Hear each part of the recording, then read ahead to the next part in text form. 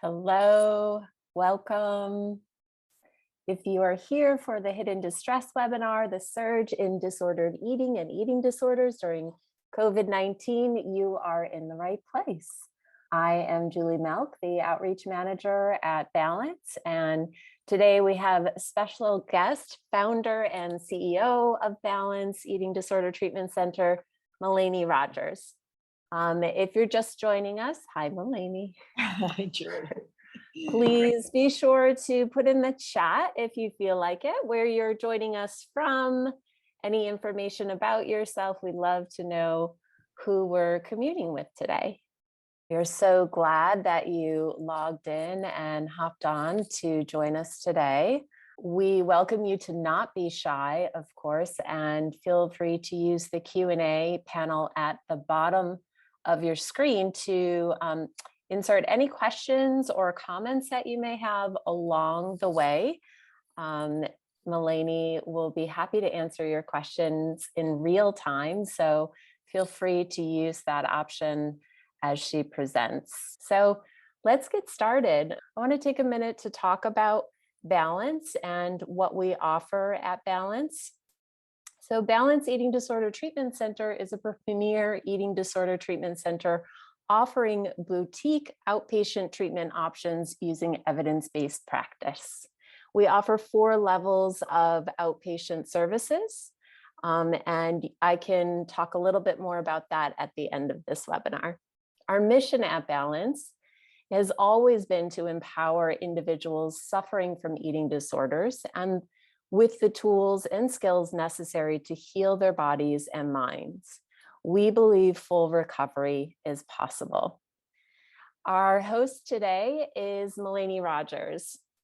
As I mentioned, she is the founder and CEO of Balance. What a treat. She's also the founder and CEO of Melainie Rogers Nutrition and Redefining Wellness. And having struggled with an eating disorder herself, Melainie fully understands the complexities of the recovery journey. She is now dedicated to supporting others in their quest to achieve long-term recovery as she has. Melainie is a certified eating disorder registered dietitian, and she is a supervisor and official mentor through IADEP's Connection Outreach and Mentoring Committee. As a mentor, Melainie uses her vast experience to guide clinicians new to the field of eating disorders. Welcome, Melainie. We are so excited to have you. Thanks so much, Julie. It's a very lovely introduction. All right, so I'll take it away from there, Julie. Welcome to everyone who's joining us today on a Friday, over lunch break for many of us, I think. And hopefully there'll be some content here today that is helpful for you with either working with your own family members or for those professionals joining us today, hopefully some helpful information for you as well for working with your clients. So today what we will be covering is defining this perfect storm that we find ourselves in right now, where we're well and truly in the middle of a mental health crisis amidst COVID. We'll review what role body image does play in this perfect storm. We're looking at some red flags that may help you to better identify certain behaviors that are not always obvious, and then explore the relationship of COVID-19 with social media and teens, because social media and teens, as we know, are kind of are not very separable at this time in history. And then how is all that impacted by COVID-19? And then last but not least, we'll look at some practical steps for providers and parents alike. So firstly, let's have a look at just some definitions to start us off. Disordered eating versus eating disorders. Disordered eating, it can be kind of minimized or thought of as not that distressful or problematic, but in fact, it actually is. We know that those who struggle with disordered eating, so not a full-blown eating disorder, but many behaviors that are similar, we know that it can cause a great deal of distress and harm. And in fact, we know that disordered eating and dieting are the most common risk factors for the further development of an eating disorder. So disordered eating, we definitely want to be paying attention to that. And an eating disorder, as many of you may know, are very severe, life-threatening mental illnesses. And it's important for us to know that an eating disorder is not a lifestyle choice. It is something that we'll go into around the etiology in a moment, but it's certainly not something that people choose to have. So let's move into disordered eating on a spectrum. And I'm going to walk you through this slide because I know there's a lot of content here and it can feel a bit overwhelming. But I want to orient you to the left-hand side of your screen to so-called normal eating. What is normal eating? And the way that we define normal eating, because it is multifaceted, it's not just one thing, is it is a neutral relationship with food. By neutral, I mean there's no good foods, there's no bad foods, and least I even say no consideration or heavy consideration around healthy or unhealthy. I know that can sound very antithetical to people listening, but an idea that food is just food. Pizza is the same as sushi, is the same as a salad, has as much value as a burger, depending upon what you might be looking for in that moment with that meal. Along that same idea is this idea that all foods fit. So as an example, one of my favorite foods, Doritos, they are as important in my eating repertoire as is making sure I have my fruits and veg and, you know, fish, etc. for omega-3s. So all foods fit is a very important modality to work towards. Intuitive eating is a part of the normal eating composition. And intuitive eating, really, it sounds fancy and we've heard a lot about it on social media, but really intuitive eating is the regulatory system that we're born with. We are born with an internal regulatory system that is so refined and so nuanced that it tells us very, very clearly when we're hungry and very clearly when we're full. And case in point of this is, if any of you have been around babies, kids don't know, babies especially, have no concept of how many calories should I be eating each day to make sure that I'm growing. Not at all. They rely heavily on, I'm hungry, they cry, and when they're full, if you try to overfeed a baby, they'll usually spit out the food. That is how regulated this system is. And yet, little by little, over the years, as we start to diet, we mess up that ability to tune into and really trust that internal regulatory system. So that's intuitive eating, eating when you're hungry, stopping when you're full. Sounds very simple, but it's not. And then mindful eating. Mindful eating is the idea of eating and tasting your food. And are you eating foods that you actually like? So for example, nothing against our kale lovers out there, but I don't particularly love kale. And kale is, you know, found on so many things these days. Got to have kale, got to have kale. I don't like it. I want to eat something else. So eating things that you actually really like is, and tasting them is part of mindful eating. So that kind of is a composition of what are the different factors that might go into so-called normal eating. And now I'd like to move to the middle of the slide around disordered eating. What is this thing called disordered eating?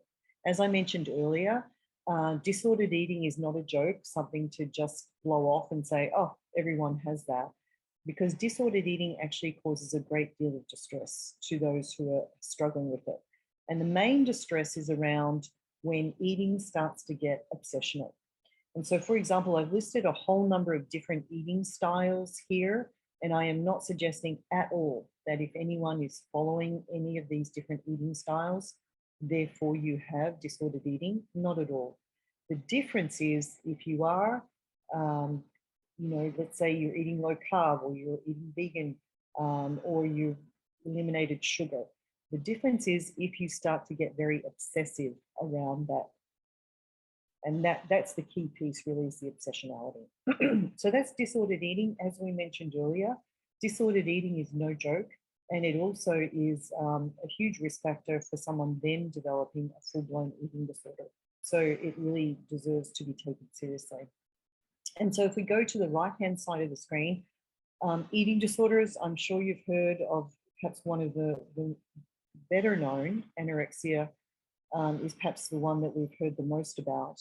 But bulimia and binge eating disorder are actually far more prevalent than anorexia, but we don't hear as much about them. And in fact, unfortunately, there's even less research about them as a result.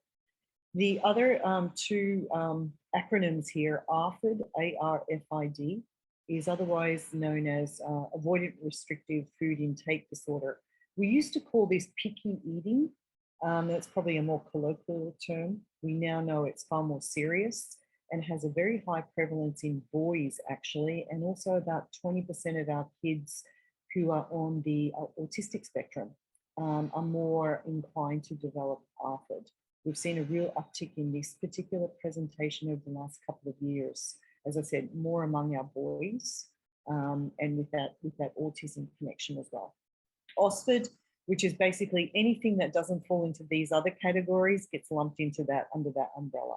So those are the main eating disorders that are the most prevalent. And as I said, bulimia and binge eating disorder are the most, of those five, are the most prevalent of that group. The next couple of disordered eating styles, I would say, that have become so prevalent, we actually have a name for them. And that would be orthorexia and so-called bigorexia, which is otherwise known as muscle dysmorphia. We're seeing muscle dysmorphia a lot in our males. It makes sense, right? A heavy emphasis on getting not just a 6-pack, but an 8-pack and a 12-pack. It seems now a lot of time at the gym, a lot of protein powders, and also, you know, a lot of hormone treatments, etc., and using different kinds of supplements and hormones to get that very muscled up look.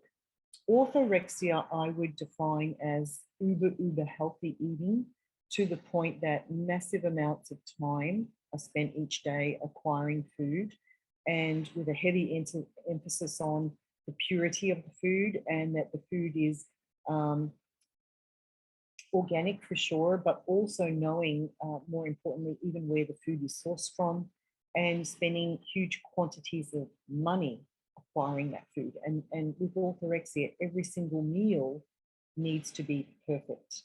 And so we see it really as we see this with clients who struggle with anxiety predominantly, and also clients who are a little bit more towards OCD, obsessive compulsive, in their way of being in the world. And it comes out through this kind of uber perfect presentation of food. We don't have diagnostic codes for those last two, as I mentioned, but they are very prevalent enough that we have these terms that we're using. And as you can see here, all of these full-blown eating disorders cause enormous impairment.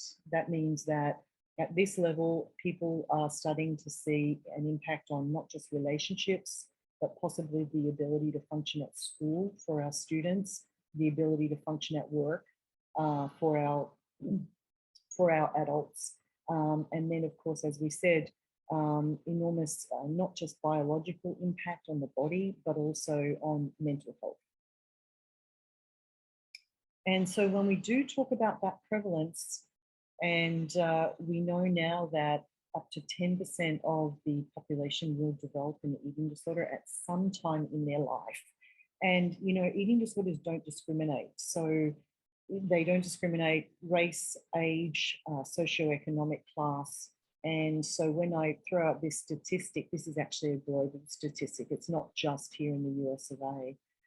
30 million Americans is a lot of people.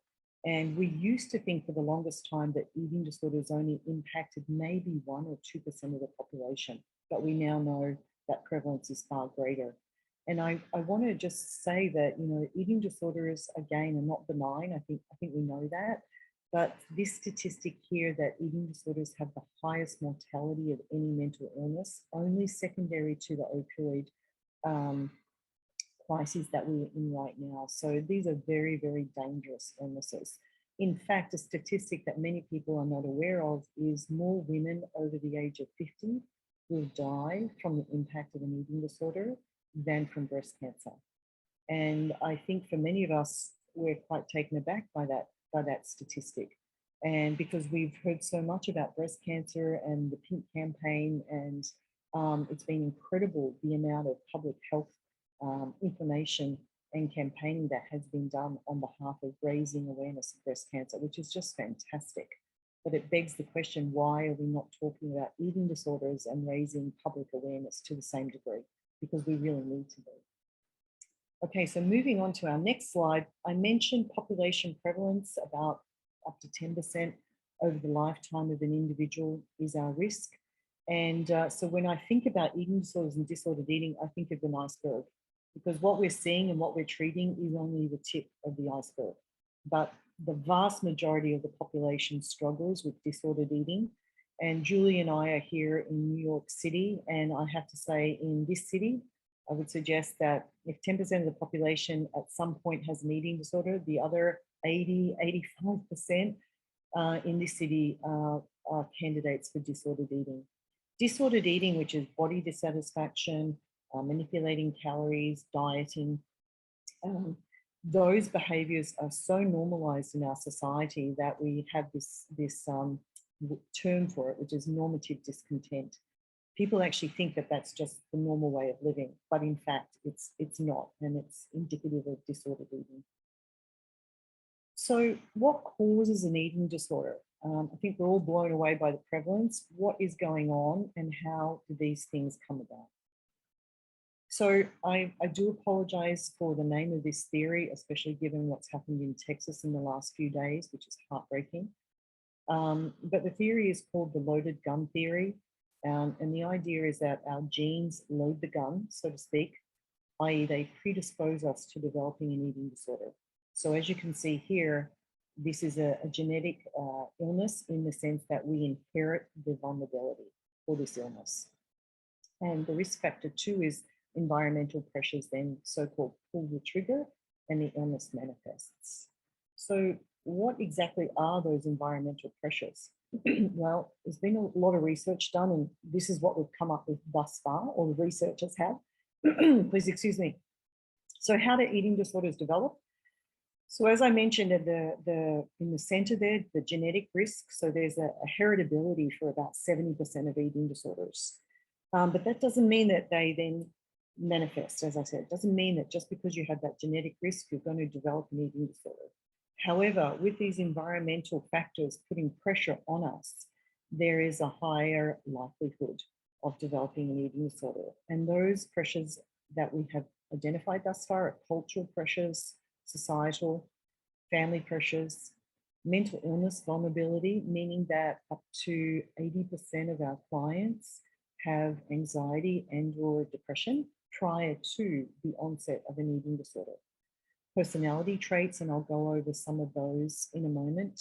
And then of course, trauma. So when we think about trauma, we think about, unfortunate, horrendous childhood trauma, sexual abuse, for example, assault, emotional abuse in the family.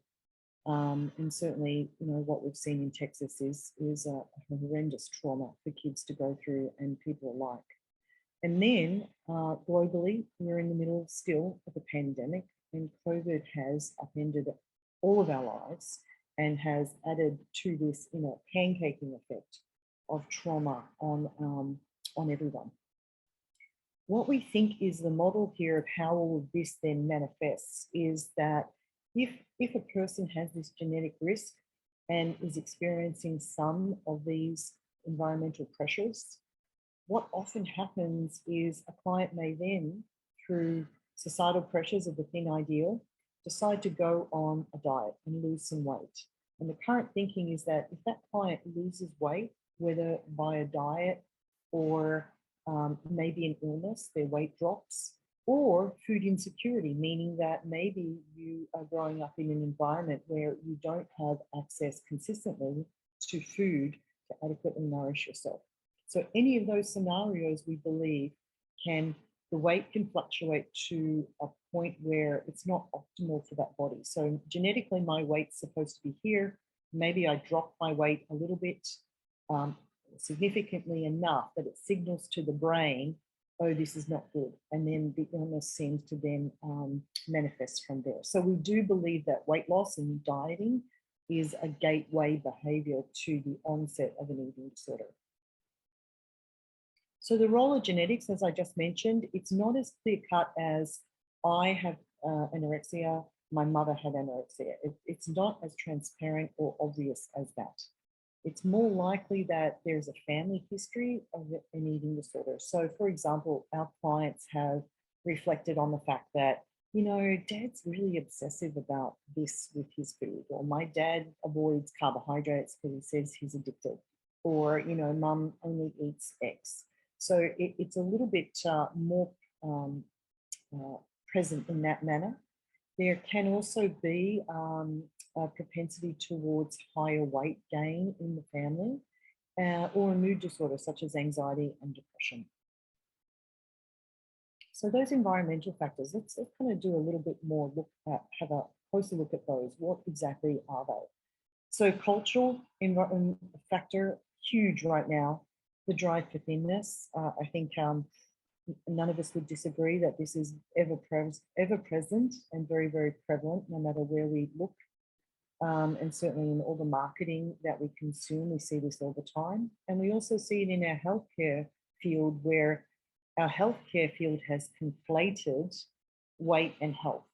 And in fact, weight and health are not as connected as we've been told they are.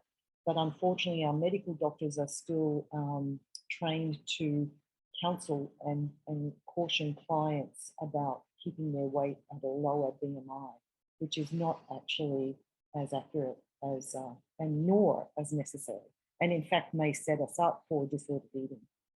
And also to know that this drive for thinness is a social construct. What that means is that we made it up.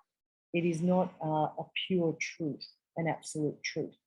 And we know this because if you look back in history to the Renaissance period, for example, you'll see a lot of women portrayed in very, very voluptuous, curvaceous manner. And that was the beauty ideal of that time.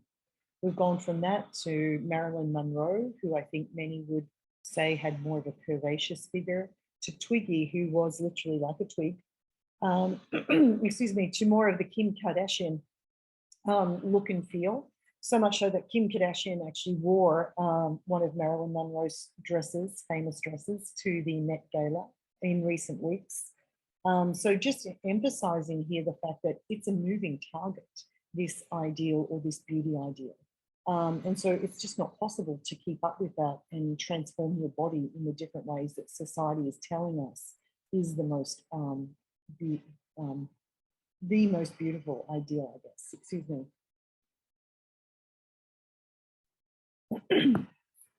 Also, this social construct totally ignores the fact, the genetic reality of size diversity. People are different shapes and sizes naturally.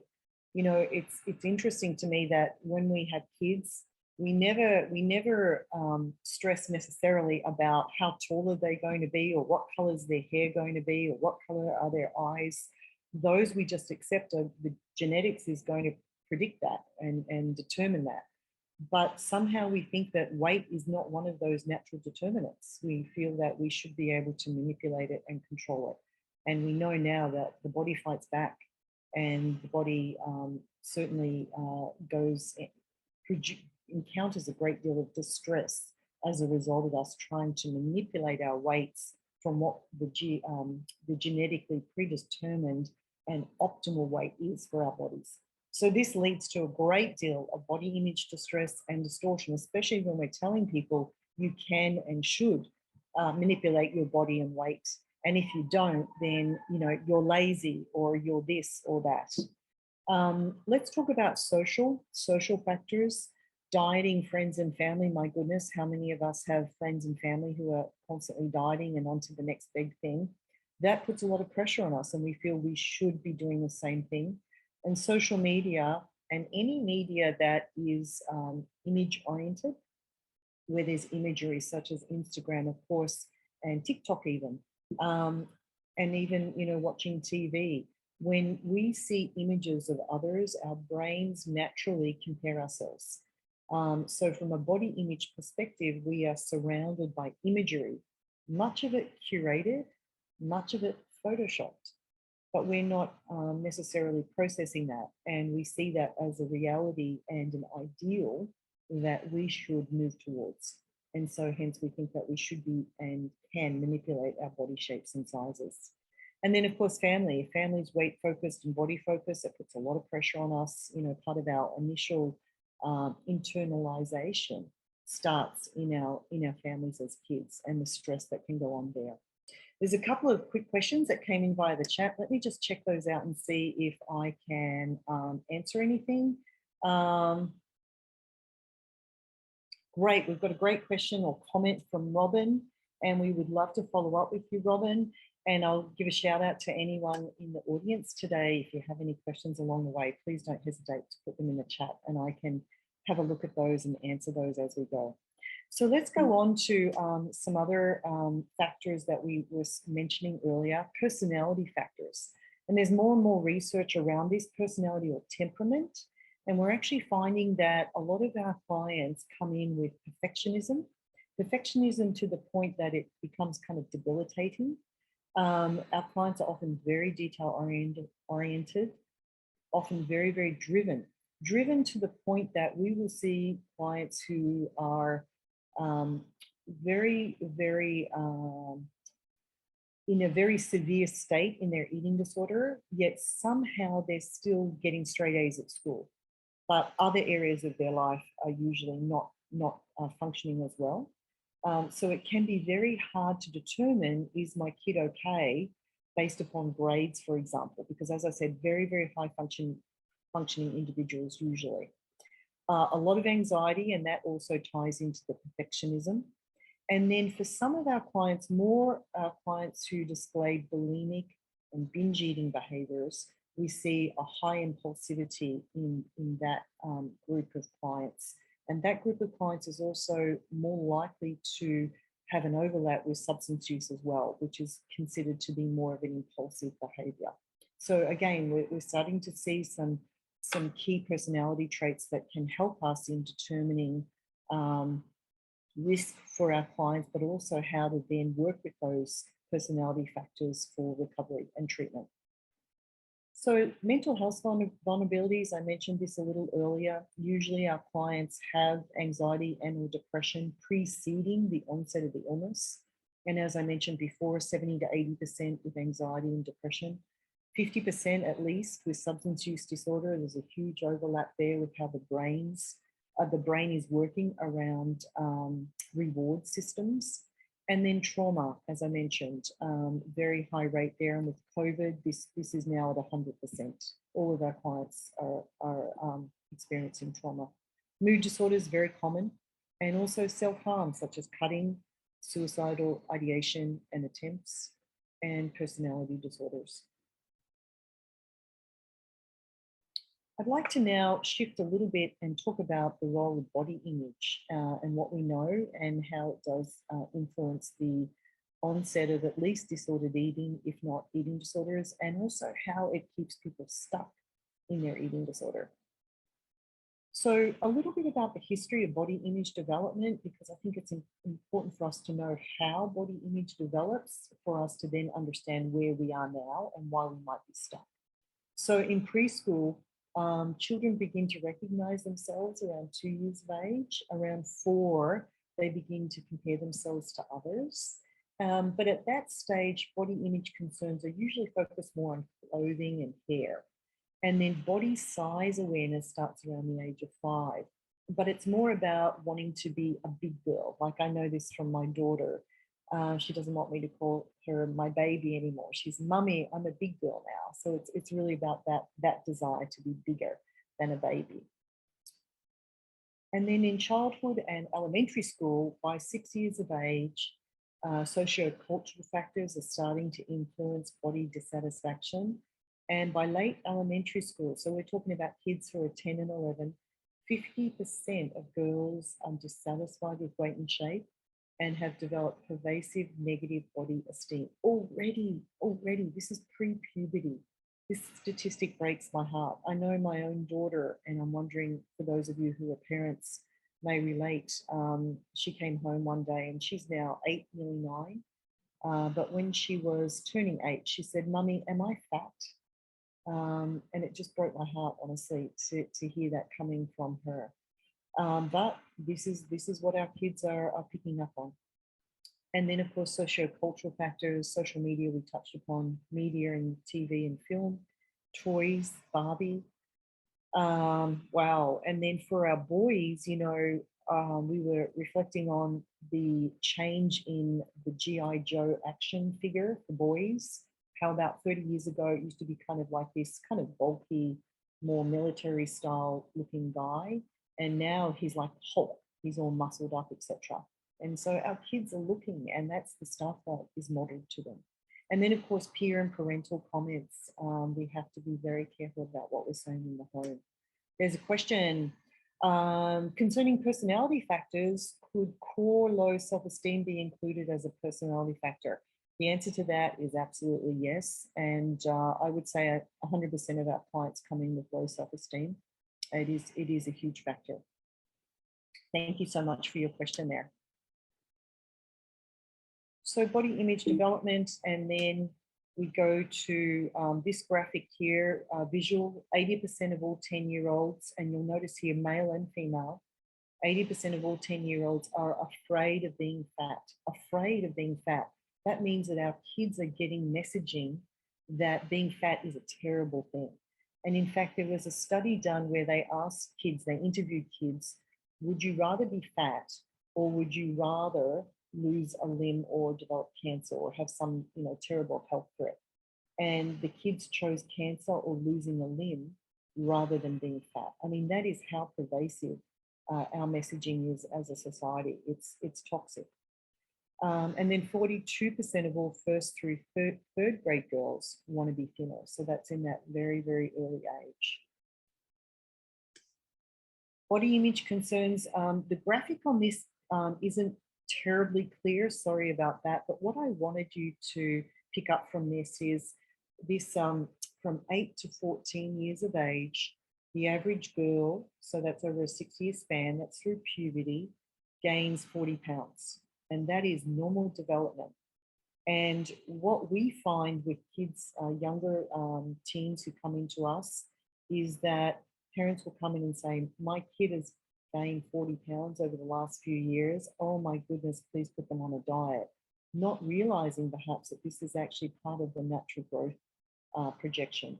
And in fact, kids around that 12 years of age, when we go through puberty, they will often kind of gain extra pounds before they then go through a growth spurt. And we see that this at very particular developmental ages, around 2 to 3, kids can get a little extra little folds before they go through a growth spurt. And also around the age of 7 is another key growth spurt time. So we don't want to be messing with our kids through development stages. We definitely don't want to be putting kids on diets. So this is one of the biggest things I can't communicate enough of, is that kids and teenagers should never be put on a diet.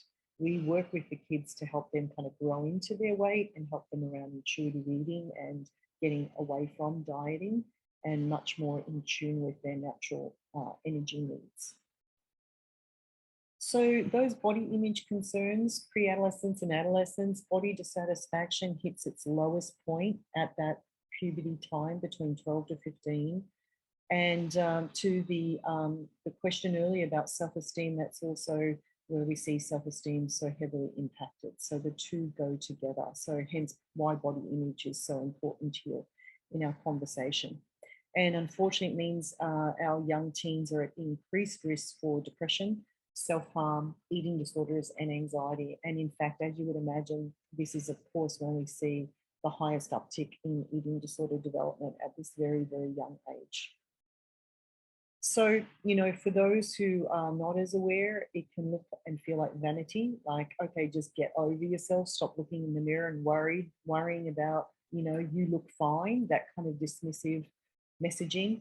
But in fact, it's not just vanity. Our clients have great distress, great anxiety around this, and it's actually body image distortion, which is treatable, but it's not just in their heads. I mean, their brain is sending them inaccurate information about what they truly look like. And we've seen this from functional MRIs. We're able to see that there's a part of the brain that is involved in an accurate reading, if you will, of what the body looks like.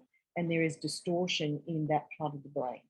And so we know, though, however, through recovery and as the brain gets re-nourished with consistent eating, that body image distortion over time does start to shift, but not of its own accord, especially not when we're bombarded by all this other negative messaging. Another question I'll take here.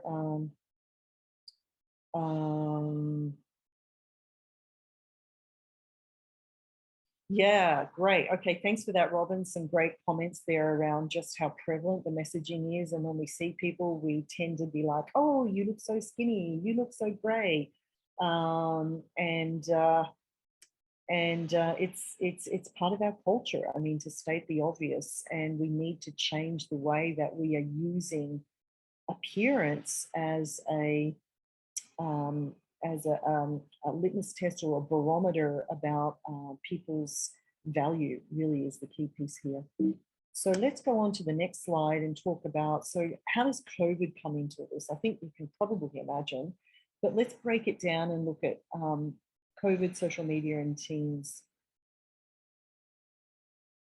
So what we understand from COVID in particular is that it's increased the risk of all of this pressure on our kids in very specific ways.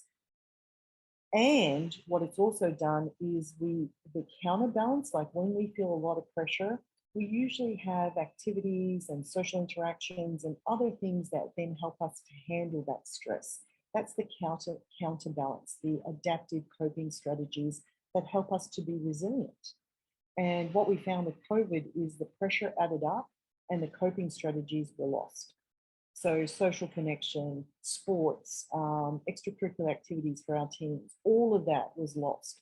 So you can see how therefore mental health really became so detrimental in impact, because this counterbalance was not there to offer resilience and the ability to cope with it. And so what is the increased risk? Media, social media exposure, because in lieu of our social interactions, our in-person interactions, kids were using social media, of course, to stay connected. Disruption to daily activities. Some of that has been mitigated now with kids going back to school. That was great. The social isolation was horrendous, especially for teens, where that peer group and being a part of your peers is so much more important at that critical developmental stage. Modified physical activity and sleep, depressed mood, and then fear of contagion. There's this thing out there that might kill you and has killed over 1 million Americans. It's real. So we've got all of that, and our young teens trying to figure out how the heck do I manage this? And then what they lost was that social support, the exercise, the team sports, the extracurricular. Now, a lot of those are coming back, thank goodness. But the kicker here is that in the absence of those adaptive coping strategies, and with all of this pressure, with the inability to stay resilient to it, a lot of kids then went on to develop eating disorders and other things, substance use, and we've seen we're in a mental health crisis for a reason. The difficulty with this, however, this model, is that even though we have more social support coming back in, kids are back at school, there's more team sports, there's more of their extracurricular activities, that doesn't turn off an eating disorder. That isn't enough to then counter-correct the development of an eating disorder. So what we now have is all these kids who maybe otherwise wouldn't have developed a full-blown eating disorder have, and they're stuck in it now. So this increases, the desire and the need for treatment, and to have your teens seeing qualified individuals who can now help them hopefully get back to that place of full recovery and get on with their lives. But it is a very, very critical time. We have a question here. And the question coming in is the desire for control an additional factor for eating disorders? Clearly that's being exacerbated by COVID. You're absolutely right. And when one kind of conceptualization of an eating disorder is that when everything else feels out of control, which it does, then if I focus on my food and my calories and my weight, then I can control that, and that makes me feel really good. And as you can see, that's an anxiety response. And so it is a sense of control that feels reassuring. And it feels reassuring to the brain because the brain, the reward system of the brain says, oh, yes, this is good and this is healthy and this is a good thing to do. So it reinforces these behaviors and it helps the client feel quite myopic, and it brings everything down to this very manageable project that I can hopefully be successful at.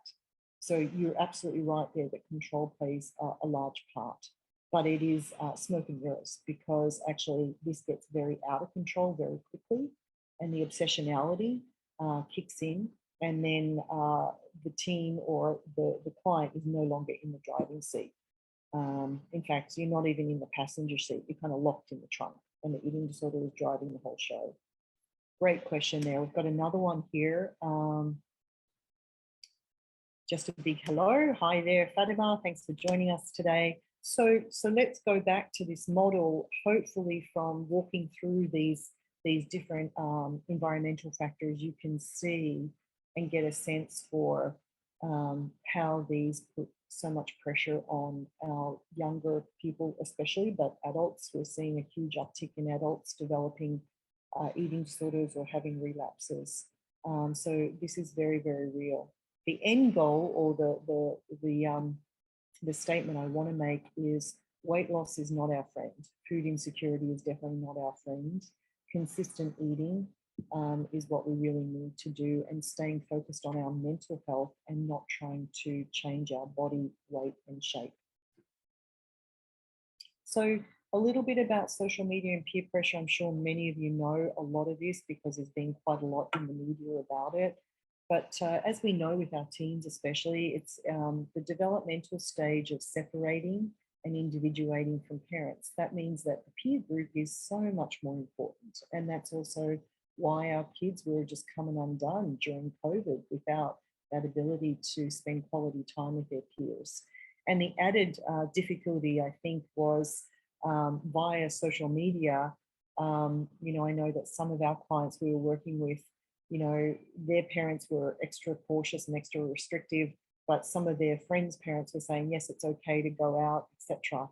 And you're seeing this on social media. And so it was causing a lot of pressure in families like, Mum and Dad, why are you being so restrictive with me? And my friends are out, and why can't I go? So a lot of that pressure also in the family unit. Adolescence, I think many of us remember, very, very self-conscious stage, that self-esteem we spoke about earlier. And friendships on social media can be a wonderful thing for staying connected, but they also can tend to be competitive and triggering. And any imagery, as we were saying earlier, does encourage comparisons. And a lot of it is curated, photoshopped, and not necessarily real. And so we're comparing ourselves with something that's quite artificial and therefore actually unattainable in reality. And then, unfortunately, there's a lot of pro-dieting and pro-eating disorder websites and you know, accounts out there on social media that is very easy to follow and get caught up in those silos of thinking. Just going here, another question from Fatima. So all these increased risks that COVID developed, they may lead to eating disorders. That's exactly right, Fatima, if someone has the genetic predisposition. And some research around social media and peer pressure. This came from a professor at Johns Hopkins, that social media may have a stronger impact on kids' body image than traditional media. And that's because the messaging and the images are so targeted. And if the message comes from a friend, it's perceived as more meaningful and credible. And I think we've seen this in the research.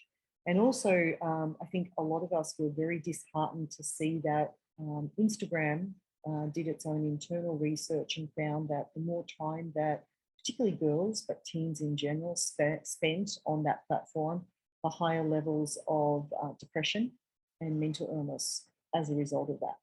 You know, there have been various studies now done at this early decade of social media being where it is now. It's really only the last decade or 15 years that it's really been at the level that it is and increasing. So we're starting to see some of the negative implications from some of these platforms. Not to poo-poo social media. I think there's a lot of really great things that social media does provide, but we need to be aware and cautious around this particular piece. And as we said earlier, during COVID, with less ability to get out and socialize, kids were using social media so much more than historically they may have been doing. So parental influence on body image, as we move into our last 15 minutes or so, what I would like to just highlight is the impact that we have, and therefore what can we do that may more positively affect and impact our kids and our teens. So for parents and family members, the influence on body image is both direct and indirect. Directly, comments about weight and shape, developing bodies, putting children on diets to lose weight, and teasing can all negatively impact a kid's body image. You know, we've heard, one of my clients was reporting to us about her own long journey with negative body image, and she was reporting that one of her earliest memories was when she was 3, and she had a little bikini on.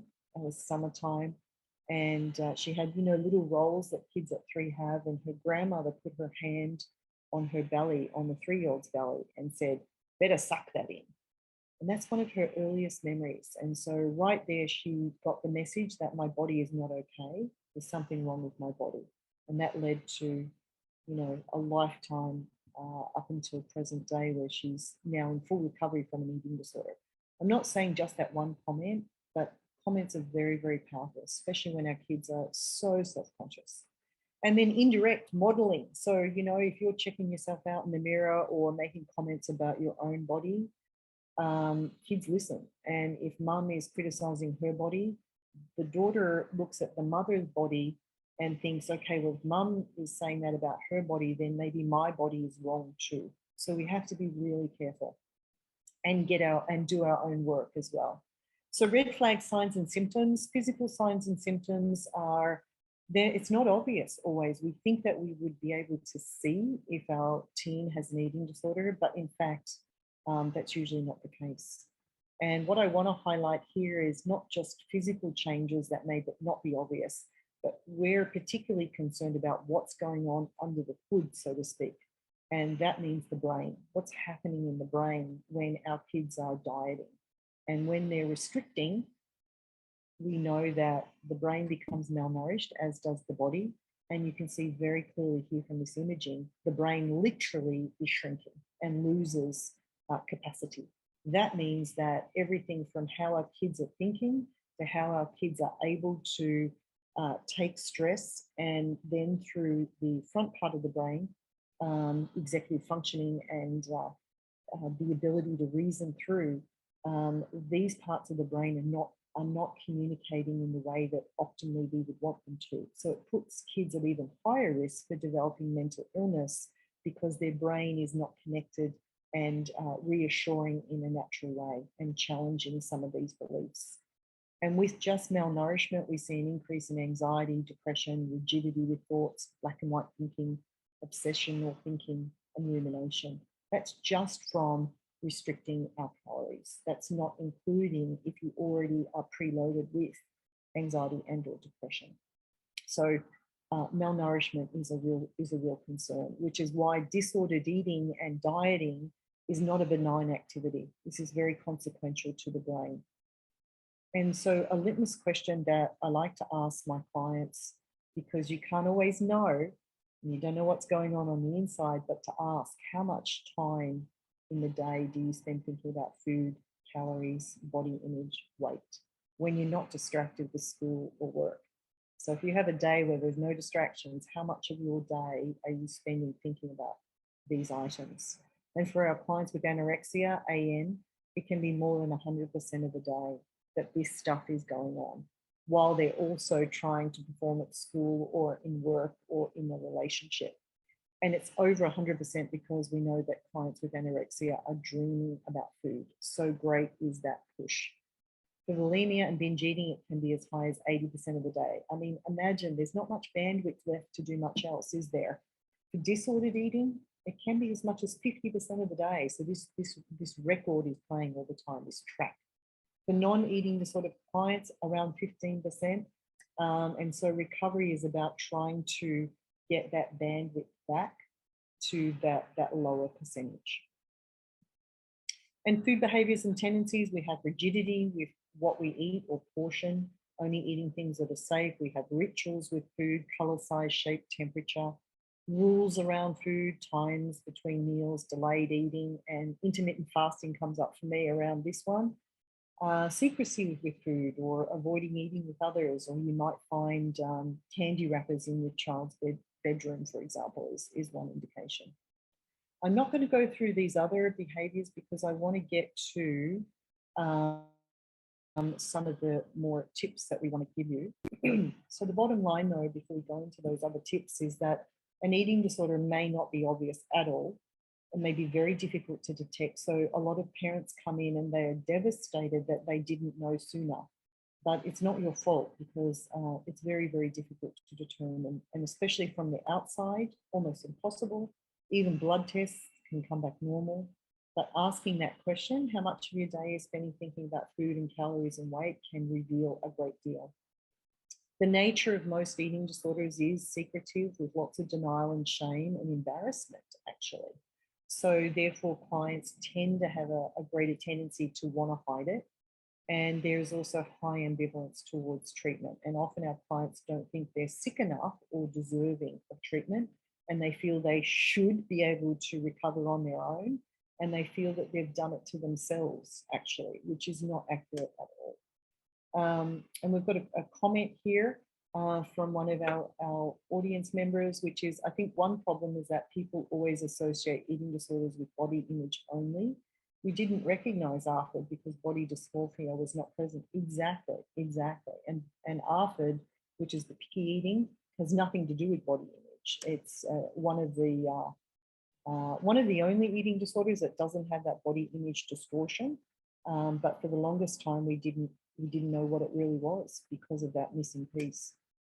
So the eating disorder team, I will tell you, is composed of a nutritionist and a therapist who do a lot of this cognitive and behavioral restructuring. The nutritionist works very, very closely with the client to re-nourish that brain and the body, obviously, but that brain, to get the brain back online so that the client can then do the good therapeutic work that they need to do. And then, of course, we have the medical doctor making sure that the client is medically stable, the psychiatrist, if necessary, making sure that the client is psychiatrically stable. And sometimes medication is necessary there.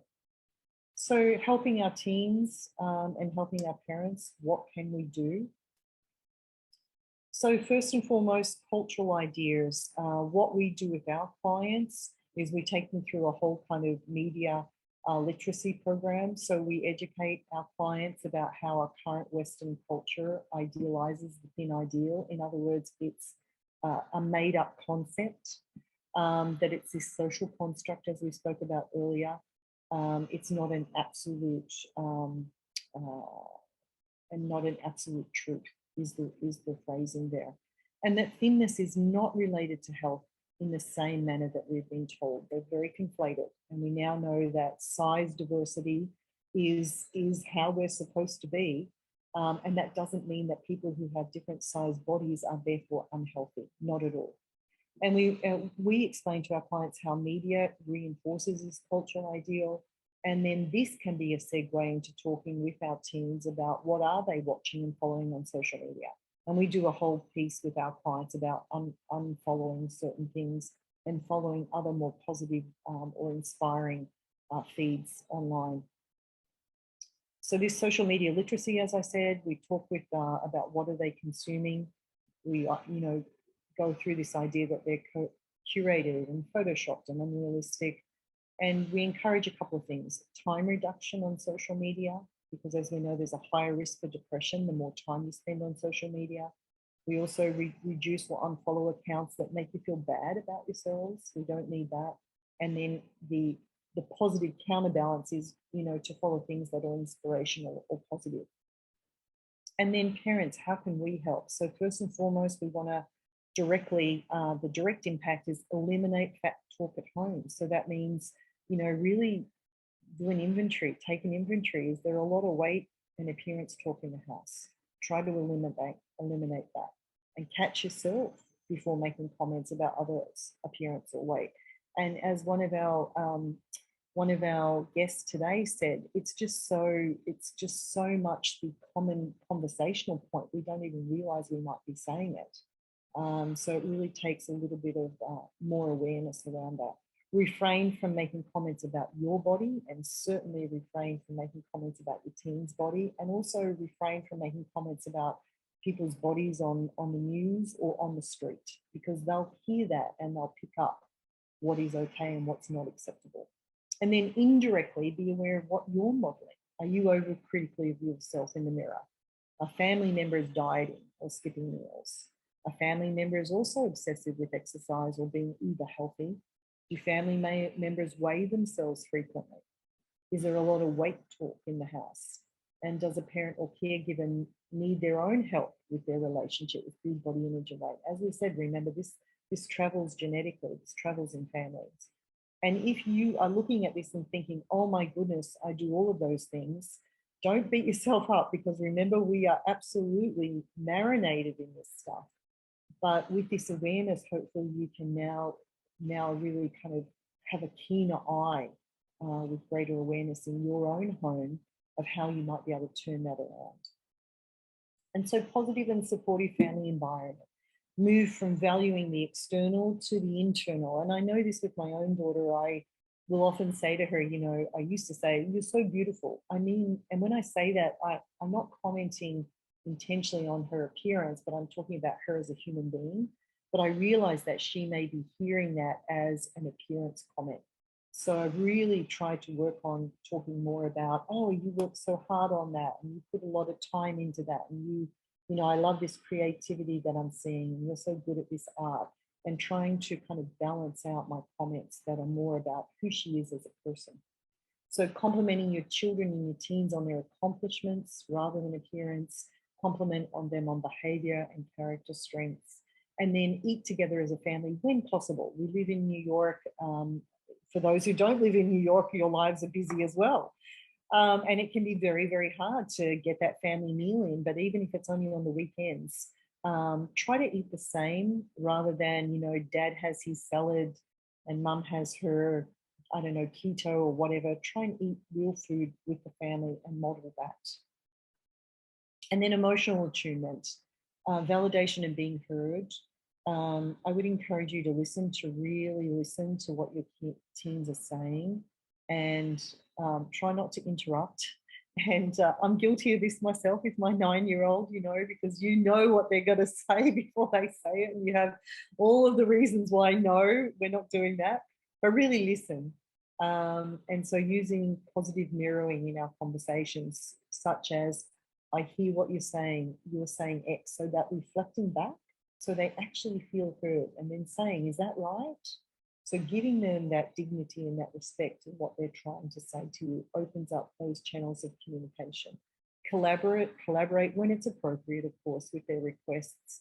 Compassion and gentleness is really necessary when your teen is struggling, and so hard to do, especially if they're doing the whole cold shoulder thing, you know, which often teens are doing. I don't need you, mum. I don't need you, dad. Get out of my face. And to know that, especially with disordered eating and eating disorders, kids are not usually welcome up. They're really not. And it's not about vanity, as we said. They're actually in in a pretty difficult place. And speak with your teen about getting some extra help so they can feel better, and maybe even offer, you know, I know that I'm struggling sometimes with body image, so maybe I'll get some help too. That can really help to make them not feel like the identified patient in the family, but rather this is a family thing.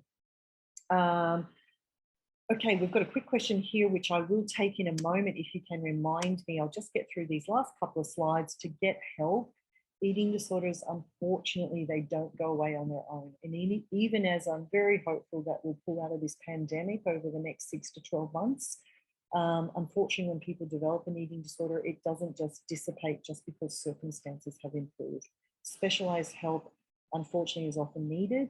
Catching the illness sooner, though, does lead to far better outcomes. So really positive there, and getting support for yourself as well if you do need it, and then educating yourself, because as a parent, none of us get a manual on how to know if your child has an eating disorder and what to do. We don't get that. We're in the dark.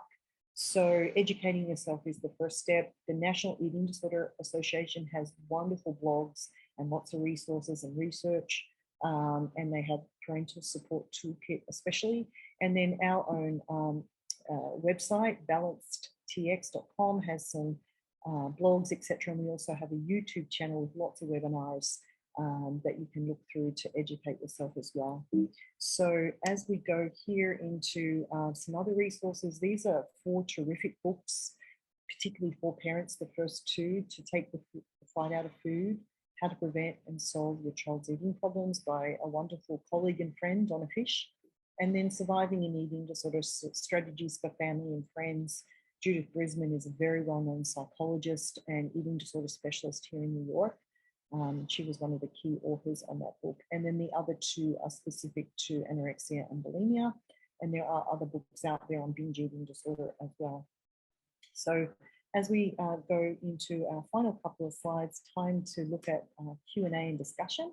So I'll go back to the chat box here, and we know that from Robin, do you have access to a reputable tool for assessment? Absolutely, we do. We do not know how to discern between peer influence upon emissions versus, I think that means real behaviors. One patient told me, another patient told her how to dislike food by telling herself it was feces. My goodness.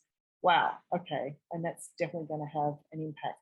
That's what I mean. This is some of the pro-dieting, pro-eating disorder advice out there, right? So if you have that association with food, you're certainly not going to be inclined to want to eat food, right?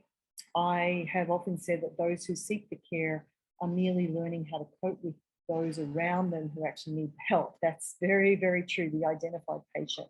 Thank you so much for that. And we'll email out some assessment tools to all our participants today, along with the recording, if that's helpful. Barbara says, thank you so much. Will you be sharing slides? Yes, we will, Barbara. And those, I think, were most of the questions, unless I missed anything there. Julie, Mel, I have a question for you. Just going all the way back to the beginning when you were talking about the drive for thinness, and that, it's not uncommon for primary care physicians or nurse practitioners to still use weight as a benchmark for health. What do you have any advice or suggestions for how other providers might be able to push back on that a little bit when working with a shared client? Absolutely. What we actually coach our clients to do, because being weighed by your PCP or nurse and having them make some comment based upon a BMI chart, which we know now are not accurate tools, and they don't take in at all consideration for genetics and size diversity. And we're therefore, in a very negative way, telling patients and clients, oh, you are at this BMI, so you're just on the cusp, and I think you should lose some weight. And there's no regard for their, what's their biologically appropriate weight. It's just this chart that's inaccurate. So therefore, knowing that, we coach our clients to decline to be weighed by their doctor and just say, I'm working with a health professional, thanks. I prefer not to be weighed. And all the doctor can do is note that down, unless, of course, you're going in for surgery, and for if you're having surgery with anesthesiology, with anesthesia, your anesthesiologist is going to want to know your weight so that they can more accurately determine dose. But aside from that, there are not very many occasions where a doctor really needs to know your weight. So you can actually respectfully decline and just tell them you're working with someone else on that. Great question. Did that answer that for you? It sure did. And we actually have a little follow-up question to that. Do you use clear step scale, which the client can't see in your treatment? Yes, we do. Actually, we do. And, through the reality of COVID, for many of us, we've had to turn many of our services into virtual services. And so we send these out to our clients. So the beauty of that is they can't see their weight. But as an eating disorder facility, in particular situations, we do need to monitor weight, particularly if there's weight restoration that's required. And so therefore it is a biomarker we do use for certain clients. And yes, it's a wonderful tool. And I'm seeing here from Robin. Robin says, I've asked researchers why they don't use percentage of body fat for research purposes. And I was told BMI is easier. And you hit it on the head, Robin. BMI is easier. And we're now using BMI, even though it has never been tested on children, we're now using BMI on kids. And it was never ever designed for children, and it was never designed for individual use. It was designed for population studies. So you can see how egregious this is. But as you said, we don't necessarily have anything else right now. And what we do have is more complicated, requires more specialized training, and is more time consuming, which means it costs more money to use. So, so hence, refusing to be weighed at the doctor's office can be very, very helpful. And it's not about avoidance. There's one more question here, Julie, I see. I'll just pick that up. Excuse me. What determines placement into a PHP versus an IOP program? Severity of symptoms and stability. So if a client is medically unstable, i.e. we're starting to see potassium, for example, is starting to get low, or FOS, depending upon if they're being closely monitored by a doctor, we may be able to see them in PHP. But honestly, once blood work starts to get out of whack, then residential is usually the first step there to make sure there's medical monitoring 24/7. But PHP, a client at that level needs to take medical leave from school or work. So severity is usually very impaired. And for someone in IOP or our 3-night-a-week program, that's someone who needs some support, but is able to manage other meals and doesn't have the same frequency of behavior use as someone who would need PHP. So it really comes down to level of severity and stability. I hope that answers your question. I know we're over time. Love those questions though. Thank you to all of our participants who joined us today. Really hope that was helpful to you. A little bit about our treatment programs. We're an outpatient facility. We have 4 levels of care. Our most intensive is our PHP, or full day program, which is 6 hours a day, 30 hours a week.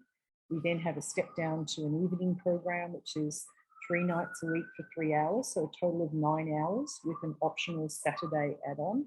And then we have just 1 night a week groups. So we have LGBT plus group, a men's group, food and mood group, and we have individual one-on-one nutrition services, meal supports, and therapy and family groups. So I hope that's helpful to those of you who are looking for resources. And Julia has put in the box there some information for a free support group. And for those of you who are clinicians and are looking for extra support, I run a free community supervision group the first Wednesday of every month from 12 noon to 1 p.m. So please reach out if you'd like to be put on the listserv and invited along to that. And that's for RDs and therapists, psychiatrists, MDs, or anyone who's in the healthcare field, so that we can talk about clients and think tank how to better help some of our more difficult clients. We also have a confidential discovery call where you can speak to one of my wonderful admission therapists, and we can get a sense of if we can help and support you or provide resources to others in the field who may be able to help you. So I hope that's helpful to you all. And you are most welcome. Thank you all for joining us again today, and we'll be sending the slides out and the recording to you as well. I just want to say thank you, Mel, so much for offering this very enlightening and engaging conversation, urgent too. Thanks everyone for attending. I put in the chat a few of our resources. Of course, clients can always book a free consultation, and that link is in the chat. If you're a provider, you can always email me. My email's in there a couple times. This webinar, as with all of our past webinars, will live on our YouTube channel, and the channel is also in the chat. And for Mel's supervision group, which she just offered at the end there, thank you, Mel. You can also email me, juliem@balanced.com. Have a wonderful weekend, everyone. I'm so glad you could be here. Thank you all so much.